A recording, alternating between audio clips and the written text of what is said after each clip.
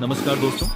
आज हमारे वर्कशॉप में हीरो स्प्लेंडर प्लस बाइक आई थी। इस बाइक में पीछे यानी आरआर ब्रेक से आवाज आने की समस्या थी। जब भी ग्राहक ब्रेक लगाता था तो पीछे से तेज ची ची जैसी आवाज आती थी। सबसे पहले हमने बाइक को स्टैंड पर लगाया और रियर व्हील को खोला। उसके बाद ब्रेक शू को बाहर निकालकर अच्छी तरह चेक किया। ब्रेक शू और ब्रेक ड्रम के अंदर काफी धूल और गंदगी जमा थी, जिसकी वजह से ब्रेक लगाते समय आवाज आ रही थी।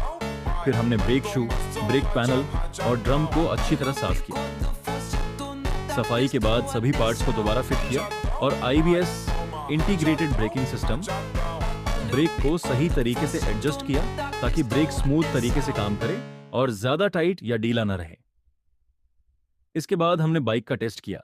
अब ब्रेक की आवाज पूरी तरह खत्म हो गई और ब्रेकिंग पहले से काफी स्मूथ और सुरक्षित हो गई।